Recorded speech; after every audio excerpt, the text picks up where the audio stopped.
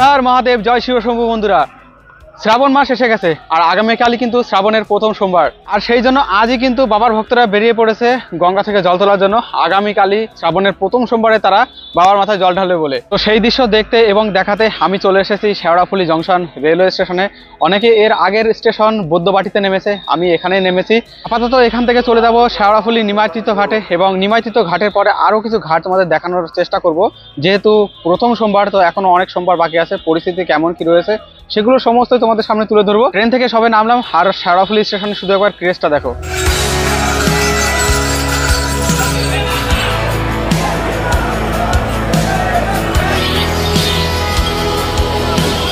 পুণ্যার্থীদের tackle করতে এই স্টেশনগুলিতে প্রচুর পরিমাণে পুলিশ মোতায়েন করা হয়েছে, যেমনটা দেখতে পাচ্ছ। তো কোনো রকম অসুবিধা কিন্তু এখানে হবে না। যাই হোক, স্টেশন থেকে ঘাটের দিকে চলেছি, আর শুধু একবার দেখো কত লোক, দেখো শুধু একবার ভিড়টা দেখো। শুধু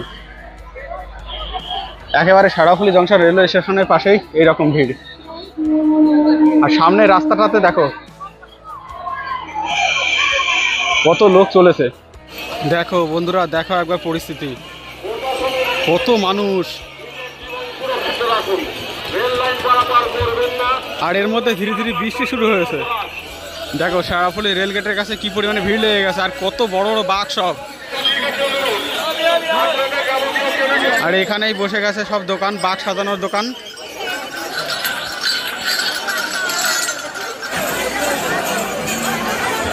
এখান থেকে রাস্তা ধারে পাওয়া আছে বাঘ সাজানো বিভিন্ন রকমের জিনিস, ব্যাগপত্র, মোবাইল রাখার ছোট প্যাকেট ক্যারি, এছাড়া আরও নানান সামগ্রী। আর দেখো একবার ভিড়টা।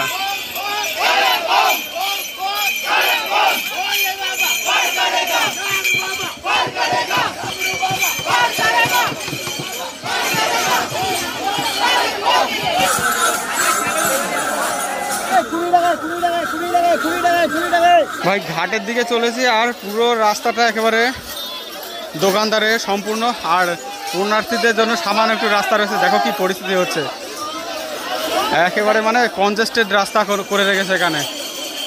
ভীষণই কষ্টকর ব্যাপার, একেবারে সম্পূর্ণ রাস্তাটাকে দোকান দিয়ে সাজিয়ে রেখেছে, আর মাঝখানে অল্প একটুখানি জায়গা, এর মধ্যে যেতে সত্যি এদের খুবই কষ্ট হচ্ছে।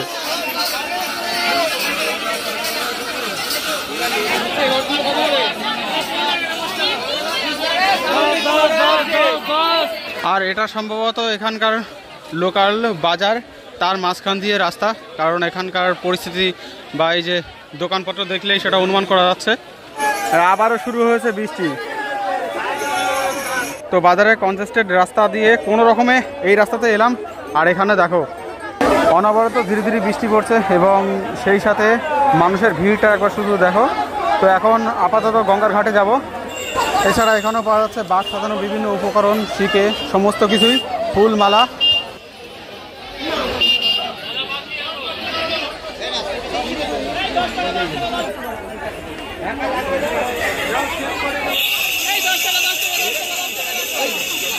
আর ম্যাক্সিমাম এখানে যে ঘটগুলো বিক্রি হচ্ছে, ম্যাক্সিমাম সব 10 টাকা, 15 টাকা, 20 টাকা এরকমই দাম। 25 টাকার ঘটও আছে।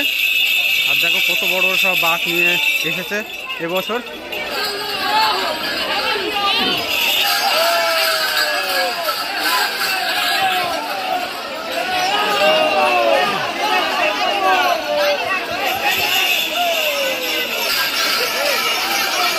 তো হাঁটতে হাঁটতে চলে এসেছি শেওড়াফুলি ফেরিঘাটের কাছের বাজারটিতে।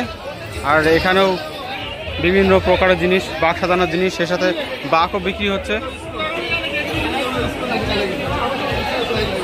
35, 40, 50 যার কাছে যেমন পাচ্ছে সেরকম দাম নিচ্ছে।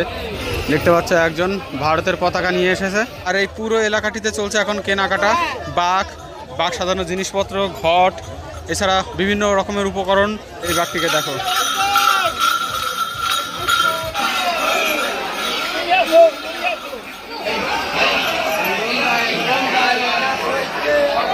তো এই ভিড় চলে গেছে নিমাইতীর্থ ঘাটের দিকে। আর তার আগে এখানে রয়েছে একটি ঘাট, এখানে 10 টাকা করে কুপন নিচ্ছে এই ঘাটে জল তোলার জন্য। এটাও একটা জল তোলার ঘাট। তবে টাকা নিচ্ছে বলে ওখানে কিন্তু কোনো রকম কোনো ভিড় নেই। আসল ভিড় তো নিমাইতীর্থ ঘাটেই দেখতে পারবো। আর এখানেই রাস্তার দুপাশে স্থায়ী অস্থায়ী প্রচুর হোটেল রয়েছে। এখান থেকে খাবার খেয়ে ভালোভাবেই চলে যাওয়া যায় তারকেশ্বরে। একেবারে নিরামিষ খাবার এখানে। নিমাতীর্থ ঘাটে যাওয়ার আগে এখানে আরও একটা ঘাট দেখতে পারলাম। এখানে কি পরিস্থিতি দেখিয়ে নিয়ে আসি ভিতরেরটা। এখানেও 10 টাকা করে কুপন। মানে এখানে শুধুমাত্র জল তোলার জন্য যে কতগুলো ঘাট বানিয়েছে তার কোনো ইয়তা নেই। আমি আস্তে আস্তেই এখনও ষড়ফুলি ঘাট আসেনি, তার আগে এখানে দেখলাম বেশ কয়েকটি ঘাট, আর প্রত্যেকটিতে 10 টাকা করে নিচ্ছে। এটা হচ্ছে শ্যামাচরণ চট্টোপাধ্যায় ঘাট, এখানেও মাথা পিছু 10 টাকা করে। এই ঘাটটায় 10 টাকা নিলে তাও ঘাটটা বড় আছে, আর আগের ঘাটগুলো একেবারে পুরো কনজেস্টেড। দেখতে পাচ্ছ বাঁক রাখার ব্যবস্থাও রয়েছে এখানে। আর এবার ভিড়টা দেখো।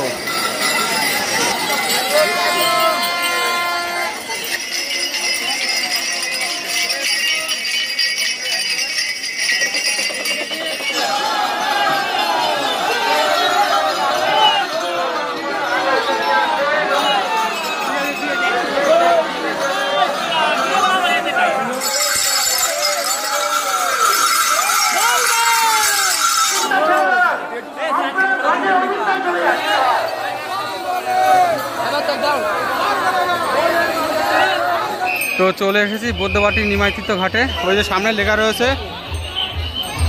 জল তোলার ঘাট, এদিকে এটাই বৈদ্যবাটি নিমাইতীর্থ ঘাট। এখান দিয়ে ঢুকতে দিচ্ছে না, এখান থেকে লোক বেরিয়ে আসছে, ওই পাশে গিয়ে ঢুকতে হবে।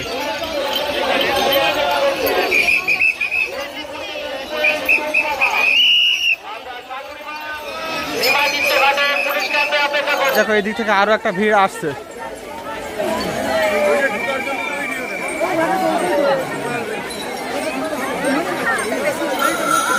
ওই অতিরিক্ত ভিড় হয়ে যাওয়ায় নিমাইতীর্থ ঘাটে ঢুকতে দিল না। আর এখানে যারা যাচ্ছে অনেক লোক আছে যারা জল নিয়ে এসেছে, আবার অনেকে আছে যারা এখনো জল তুলতে পারেনি, কিন্তু নিমাইতীর্থ ঘাটে পুলিশ ঢুকতে দিল না।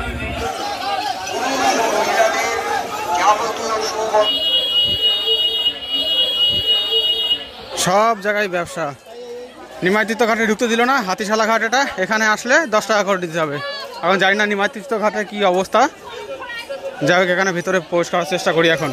আর এটা ঘাট কমিটির ব্যবসা কিনা জানি না, তবে একটা ব্যাপার, হঠাৎ করে যেখান থেকে সেখান থেকে টিকিট কাটবেন না। যদি টিকিট কেটেই আপনারা প্রবেশ করেন, হঠাৎ করে হয়তো আপনারা টিকিট কাটবেন, কিন্তু ভেতরে এসে দেখবেন যে এই টিকিটটি অবৈধ, বৈধ নয়। তো এই ভুলটা মোটেও করবেন না। তো এই হাতিশালা ঘাট থেকে প্রচুর হাঁটিয়ে ঘুরিয়ে ঘুরিয়ে তবেই কিন্তু আপনাদেরকে তারকেশ্বরের রাস্তা ধরতে হবে।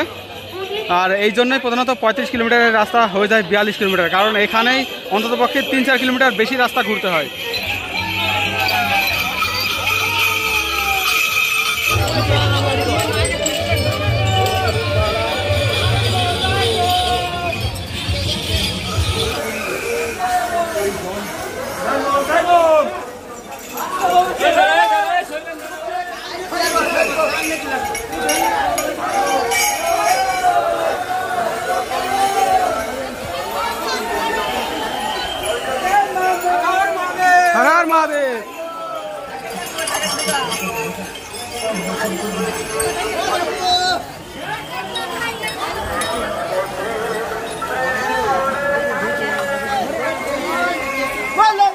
पार करेगा तारक बम।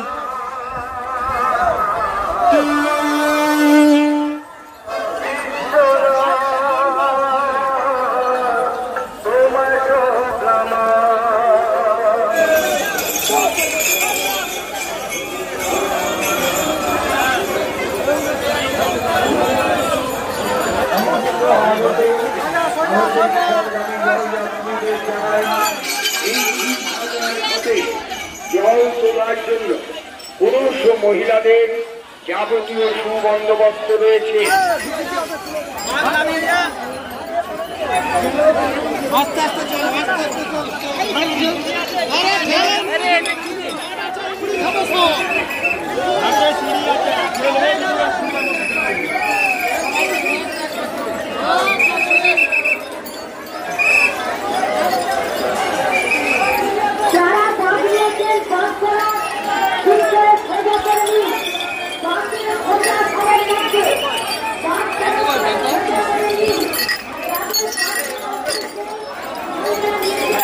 তো বন্ধুরা অনেক মেহনত করে ফাইনালি পৌঁছে গেছি নিমাইতীর্থ ঘাটে। আর দেখো ঘাটের বর্তমান অবস্থা, একেবারে ক্রেস্ট দেখো ঘাটে।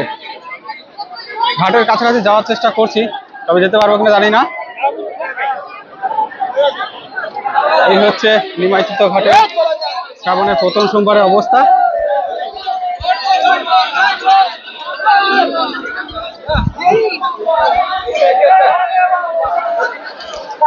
থেকে এসেছে হালদার,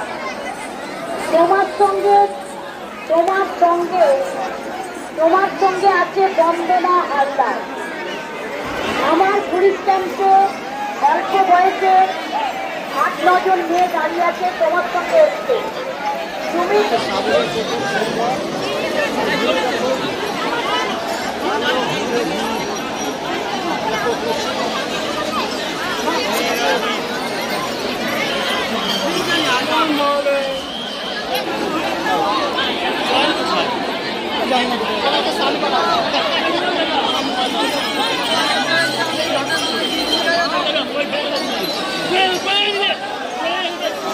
তো নিমাইতীর্থ ঘাট থেকে আপনাদের দেখানোর চেষ্টা করছি। এই হচ্ছে নিমাইতীর্থ ঘাট, আর এখানে অবস্থা দেখো, প্রচুর মানুষ, প্রচুর ভিড়। আর ওইখানে একেবারে পুরো ঘাটের এরিয়া বেঁধে দেওয়া হয়েছে যাতে করে কোনো একটা অপ্রীতিকর ঘটনা না ঘটে। আর দেখতে পাচ্ছ এখানে থাকে সব থেকে প্রতি বছর যেমন ক্রেজ তেমনটা কিন্তু রয়েছে। আর এইখানেই একমাত্র ফ্রি অফ কস্ট গঙ্গা থেকে জল তুলতে দেওয়া হচ্ছে, এমনটা দেখলাম, যেমনটা প্রতি বছর হয়ে থাকে। আর প্রতিটি ঘাটেই কিন্তু 10 টাকা করে নিচ্ছে। এখানেই একমাত্র ফ্রি অফ কস্ট গঙ্গা থেকে জল তোলা যাচ্ছে। আর এখান থেকে জল তুলে সরাসরি চলে যাচ্ছে রাস্তার দিকে, রাস্তার থেকে ওখান থেকে একেবারে সরাসরি তারকেশ্বর যাওয়ার রাস্তা ধরে চলে যাচ্ছে সবাই তারকেশ্বরে। অনেকেই বেরিয়ে পড়েছে অলরেডি এবং অনেকে এখন এই মুহূর্তে প্রবেশ করছে এখানে, যেমনটা দেখতে পাচ্ছ। অনেকে জল তুলে চলে যাচ্ছে এবং অনেকে জল তুলতে আসছে। এখন অনেকে জল তোলা হয়ে গেছে, এখানে পুজোর বন্দোবস্ত করছে। বন্ধুরা, এটাই হচ্ছে নিমাইতীর্থ ঘাট, যেখান থেকে জল তুলে তারকেশ্বরের উদ্দেশ্যে প্রত্যেকে গমন করছে।